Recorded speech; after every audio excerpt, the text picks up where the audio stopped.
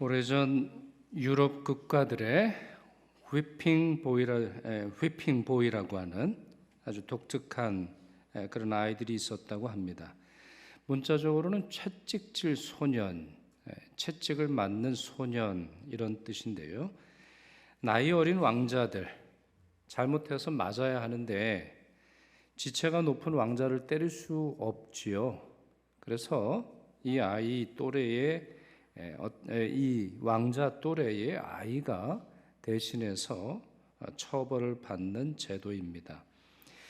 조사를 해봤더니 실제로 이러한 일이 있었다라고는 기록에 남아 있지는 않습니다만 여러 문학 작품이나 또 사람들의 말을 통해서 전해지는 걸로 봐서는 어떤 그런 아이들이 있었던 것 사실로 보입니다. 일종의 대속제도이죠. 내가 혼나야 되는데 남이 내 죄의 값을 치르는 것이죠. 구약 성경에도 대속제도가 있지요. 경제적 대속제도가 있습니다. 경제적인 일. 예를 들어서 고엘 제도가 대표적인 경우인데요. 친족의 빚을 대신 갚아주는, 그래서 이전의 재산과 지위를 되찾아주는 제도이죠. 영적인 대속제도도 있습니다. 경제적인 빚을 갚아주는 것만이 아니라 죄의 빚을 갚아주는 대속제도가 있는데, 속죄의 제사들이 그렇죠. 대부분 동물을 드리죠. 여러분 잘 아시는 것처럼 우리 속죄의 제사는 대부분 동물의 죽음을 통해서 누군가의 죄를 속하는, 대신하는 그러한 예배를 드리게 되는데, 그 중에 아사셀 염소가 있습니다. 아사셀이라고 하는 것은 번역하기가 굉장히 어렵습니다. 쉽지 않은 그런 단어인데 그 중에 아사셀 염소가 있어요. 1년 중에 하루 이스라엘 사람들은 대속죄일을 지킵니다. 1년 중에 하루 대속죄일 지킵니다. 이날 필요한 염소는 2마리인데요. 2마리를 이제 제비를 뽑습니다. 제비를 뽑아서 한 마리는 여호와를 위한 속죄의 제물로 드리게 되죠. 그것이 레위기 16장 8절에서 9절 보면 나와 있어요. 그리고 다른 염소를 아사셀이라고 부르는데, 자, 이 아사셀이라고 하는 말은 떠나는 염소라는 뜻입니다. 레위기 16장 말씀 한번 보시죠. 레위기 16장 21절에서 22절 그 말씀이 이렇게 되어 있습니다. 자, 아사셀 염소를 이제 어떻게 다루는지 그 과정이 나와 있어요. 아론은 그의 2손으로 살아있는 염소의 머리에 안수하여 이스라엘 자손의 모든 불의와 그 범한 모든 죄를 아뢰고 그 죄를 염소의 머리에 두어. 자, 여러분 상상하시면서 머릿속에 넣으시면서 이 본문을 보고 계세요? 자, 아론이 어떻게 한다고요? 머리에 2손을 얹습니다. 그리고 이스라엘의 모든 불의와 그 범한 죄를 고백합니다. 하나님께 하는 게 아니에요. 이 염소의 머리에다 대면 그럼 그 어떻게 돼요? 그 죄를 염소의 머리에 두게 됩니다. 그리고는 이렇게 되어 있죠. 미리 정한 사람에게 맡겨 광야로 보낼지니 염소가 그들의 모든 불의를 지고 접근하기 어려운 땅에 이르거든 그는 그 염소를 광야에 놓을지니라 그랬어요. 아주 독특한 그러한 방식이죠. 2손으로 안수합니다. 이스라엘의 모든 죄를 염소에게 옮겨가도록 하는 거죠. 그리고는 이 염소를 죽이는 것이 아니라 광야로 보냅니다. 죽이지 않아요. 광야로 끌고 갑니다. 근데 광야 중에서도 어떤 광야예요? 접근하기 어려운 광야예요. 그러니까 사람이 접근하기 어려우니 달리 말하면 이 염소의 입장에서 뭐예요? 돌아올 수 없는 광야를 말하는 거예요. 보내지면은 다시 살아서 돌아올 수 없어요. 그 광야를 탈출할 수가 없다는 거죠. 어떤 경우에는 이 염소를 절벽에서 내던지기도 했다고 그래요. 절벽에서 내던짐으로 말미암아 죽이는 것은 아니지만 그 광야에서 완전히 버림받게 합니다. 완전히 광야에서 외롭고 고달프고 굶주린 채로 죽어가지요. 아니면 그곳에 있는 야생 짐승들에게 잡아먹히게 됩니다. 이 염소를 아사셀 염소라고 부르는데요. 바로 이 아사셀 염소는 십자가에 달리신 예수님의 모습을 상징적으로 우리에게 보여줍니다. 즉 아사셀 염소처럼 예수님은 사람들의 죄를 지시고 십자가에 보내주셨을 뿐만 아니라 그 십자가에서 버림을 받으셨습니다. 마태복음과 마가복음에 따르면 낮 12시인 제6시쯤 어둠이 임했습니다. 마태복음 27장 45절, 마가복음 15장 33절이죠. 그러나 누가복음의 표현은 좀 다릅니다. 누가복음의 표현은 이런데요. 때가 제6시쯤 되어 해가 빛을 잃고 그랬어요. 마태복음과 마가복음에는 어둠이 임했다라고 되어 있는데 누가복음은 다릅니다. 해가 빛을 잃었습니다. 그래서 온 땅에 어둠이 임하여 제9시까지 계속되며, 9시라고 하는 말은 오후 3시를 의미하는 거예요. 그러니 예수님께서 십자가에 달리신 9시부터 12시까지는 해가 있었습니다만 정오, 그러니까 해가 중앙에 올라왔을 때, 하늘의 중앙에 올라오고 가장 뜨겁고 가장 밝아야 하는 시간에 어둠이 임했습니다. 그냥 어둠이 임한 것이 아니지요. 두터운 구름이 생겨난 게 아닙니다. 일식이 일어난 게 아닙니다. 자연적 현상이 아니에요. 해가 빛을 잃었습니다. 이것은 어떻게 보면 너무나 당연하지요. 세상의 빛인 예수 그리스도, 세상을 비추시는 참 빛인 예수 그리스도께서 숨이 꺼져 가시는 중이니 당연하다 볼 수 있겠습니다만, 이 어둠은 하나님의 분노와 하나님의 심판을 상징합니다. 이스라엘 사람들이 출애굽하기 전에 애굽에 10가지 재앙이 내려졌죠. 10가지 재앙, 여러분들이 다 기억하시리라고 생각을 합니다만 그 중에 9번째가 흑암입니다. 그러면 여러분 10번째 재앙은 뭐죠? 9번째 재앙이 흑암이라면 10번째 재앙은 장자의 죽음입니다. 예수님의 십자가와 연결되어 있는 그런 내용인데, 자, 흑암 어떤 내용인지 한번 보시죠. 출애굽기 10장 22절 23절 같이 읽겠습니다. 모세가 하늘을 향하여 손을 내밀매 캄캄한 흑암이 3일 동안 애굽 온 땅에 있어서 그동안은 사람들이 서로 볼 수 없으며 자기 처소에서 일어나는 자가 없으되 온 이스라엘 자손들이 거주하는 곳에는 빛이 있었더라 했어요. 단순히 조금 캄캄해지거나 아니면은 뭐라 그럴까요? 한 저녁 7시나 8시처럼 된 게 아닙니다. 완전히 캄캄해진 거예요. 칠흑 같은 그런 밤이 되었다라고 하는 것이죠. 여러분, 이와 같은 일이 왜 생겼습니까? 마음이 완악해져서 하나님의 명령을 거부했던 이들을 향한 하나님의 심판 아닙니까? 너희들에게는 더 이상 빛을 비춰줄 수 없다라고 하는 생명의 빛, 소망의 빛, 기쁨의 빛, 그리고는 마음껏 활동할 수 있도록 만들어주시는 그런 기회가 제거되었다라고 하는 말이죠.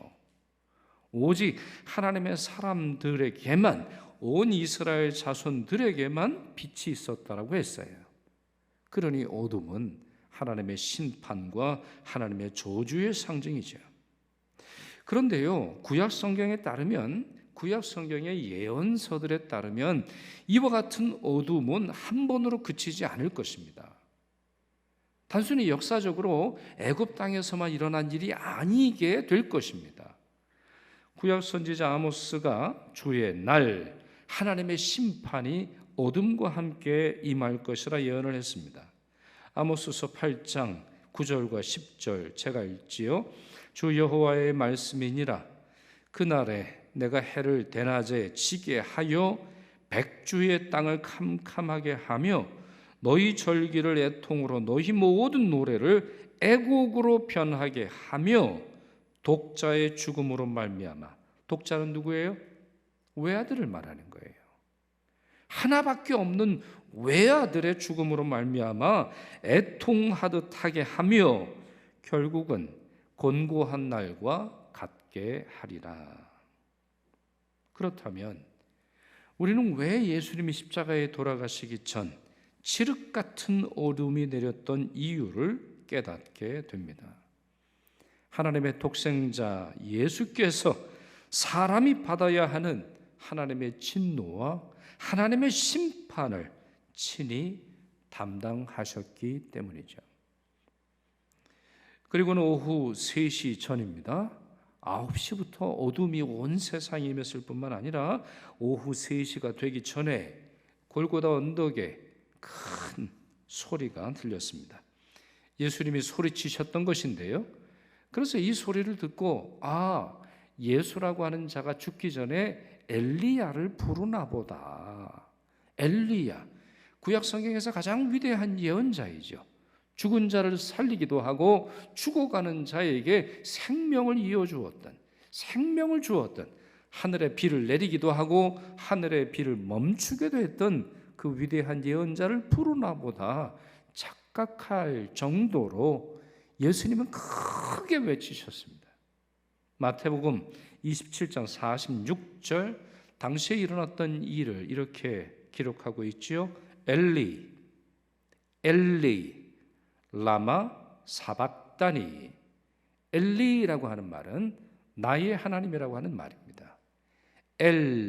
엘로힘, 바로 이 말은 하나님이라는 뜻이고 끝에 나의라고 하는 단어가 붙어서 엘리 라마 사박다니.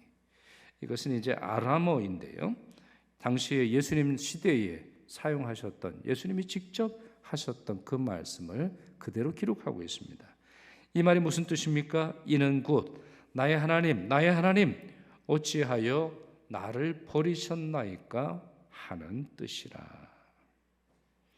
나의 하나님이 나를 버렸다 말씀하십니다. 여러분, 이 말씀은 매우 신비롭습니다. 이 한 문장의 깊이를 우리가 다 이해하기 어렵습니다.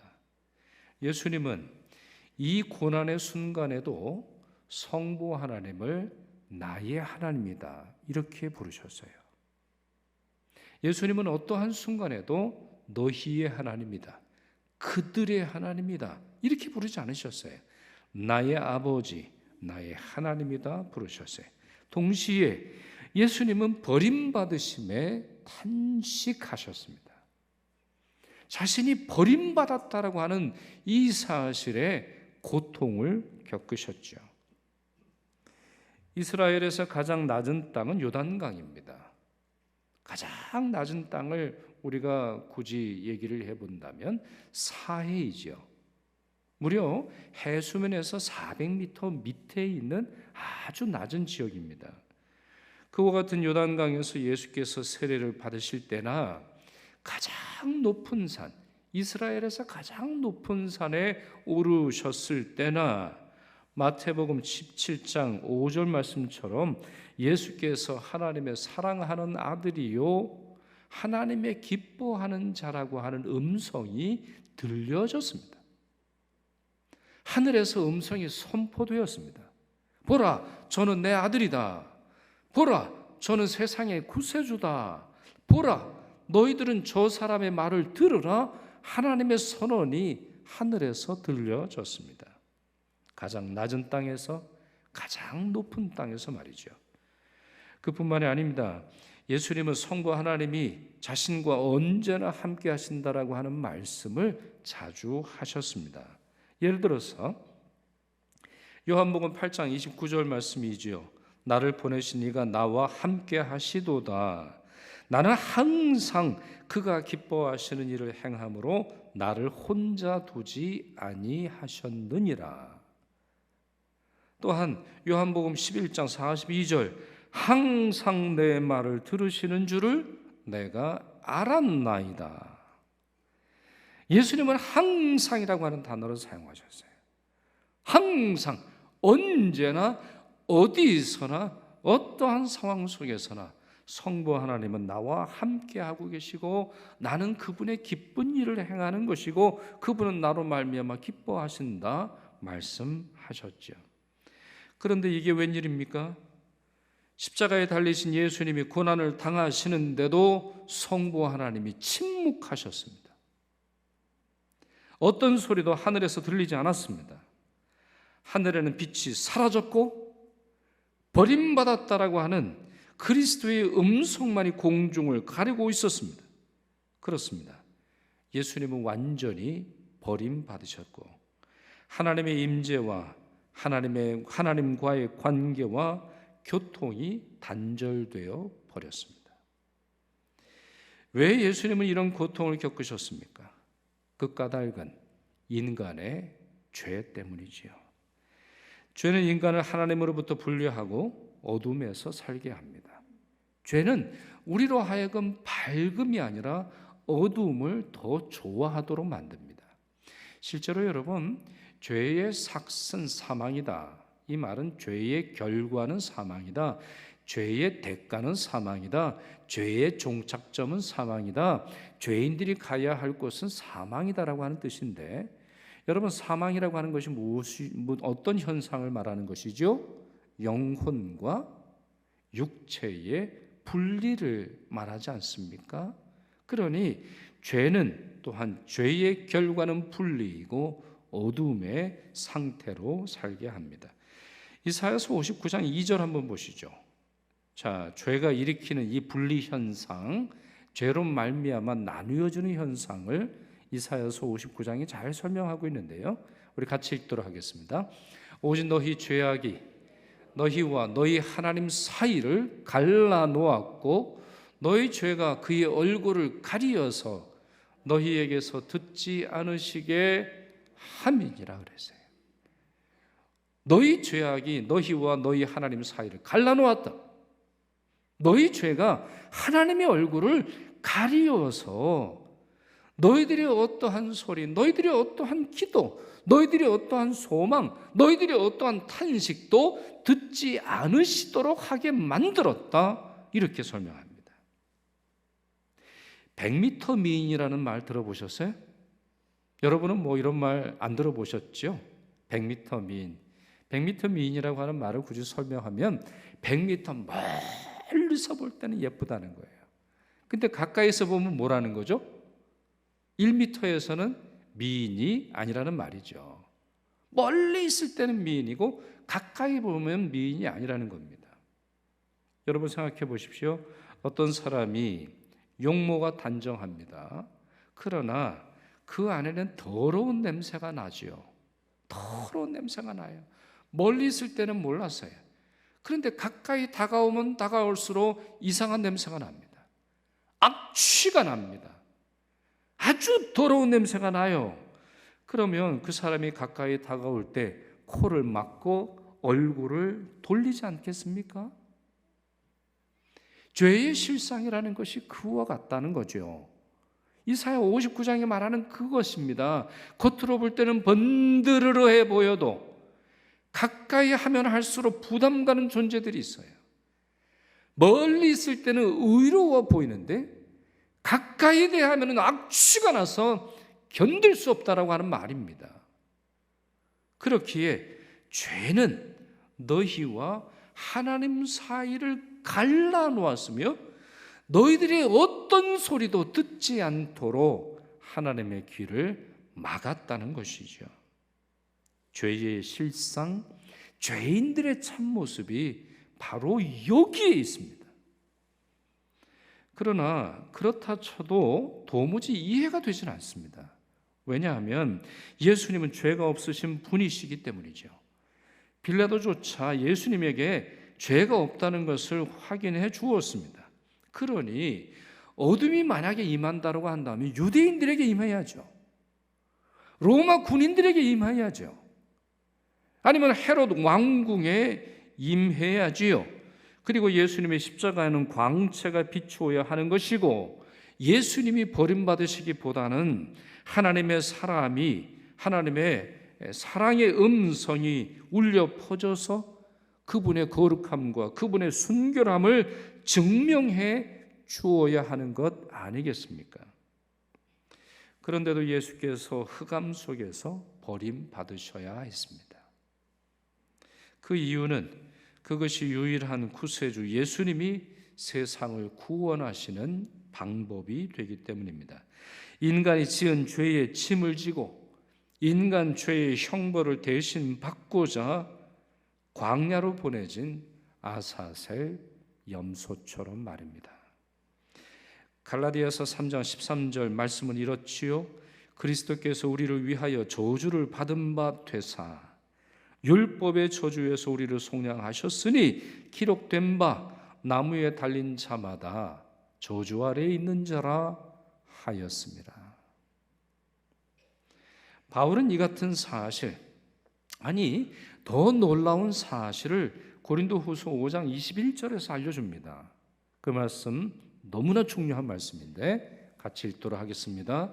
하나님이 죄를 알지도 못하신 이를 우리를 대신하여 죄로 삼으신 것은 우리로 하여금 그 안에서 하나님의 의가 되게 하려 하심이라 그랬어요. 여기서 여러분 놓치지 말아야 하는 문장이 있습니다. 우리를 대신하여 죄로 삼으셨다고 되어 있어요. 영어 성경을 보면 He makes him to be sin 이렇게 되어 있어요. 아주 명료하게 to be a sinner 이렇게 되어 있지 않아요. 죄인 중에 한 사람이 되게 하신 이렇게 되어 있지 않고 우리와 똑같은 죄인이 되도록 하셨다고 말하지 않고 죄가 되게 하셨다고 설명하고 있습니다. 예수님이 죄가 되셨어요. 예수님이 죄의 실체가 되셨어요. 예수님이 냄새나는 사람이 아니라 냄새 자체가 되셨어요. 예수님이 저주받은 사람이 아니라 저주가 되셨어요. 예수님이 죄의 일부분이 아니라 죄가 되도록 하셨다 선언하고 있습니다. 너무 놀랍고 너무 신비하며 너무 큰 은혜가 아닐 수 없습니다. 그렇습니다. 우리가 잊지 말아야 하는 것은 예수님이 십자가를 지신 궁극적인 목적은 죄와 죄의 결과를 놔두시고 죄인들만 구원하는 것이 아니라는 말씀입니다. 죄와 죄의 결과인 슬픔과 외로움과 절망과 답답함과 죽음과 하나님으로부터 버림받는 모든 것들이 더 이상 사람들을 올가매지 못하도록 하시는 것이었습니다. 아주 오래된 성가 중에 이러한 곡이 있습니다. 아 거룩하신 예수여, 아 Holy Jesus, How hast thou offended라고 하는 곡이 있습니다. 그 중에 이런 가사가 있습니다. 아주 그 가사 모든 가사가 우리의 심금을 울리는데요. 그 중에 이런 가사가 있는데 아 양을 위해 선한 목자가 자신을 바쳤구나. 죄를 지은 건 노예인데 아들이 고통을 받는구나. 전혀 관심이 없는 우리, 그런 우리의 속죄를 위해 하나님께서 탄원하시는구나. 나를 위해 온유한 예수께서 인간이 되셨구나. 필멸의 비애를 감내하시고 삶을 바치셨구나. 쓰라린 순환을 겪으시고 고통스러운 죽음을 감내하셨구나. 나의 구원을 위해. 그렇습니다. 죄를 지은 것은 어리석은 양인데 목자가 자신을 바치셨습니다. 죄를 지은 건 노예인데 왕이 고통을 겪으셨습니다. 설교 서두에 말씀드린 것처럼 사람들이 만든 제도는 왕자를 위해 종의 아들이 채찍을 맞는 것이지요. 부자를 위해 가난한 자가 어려움을 당하는 것이지요.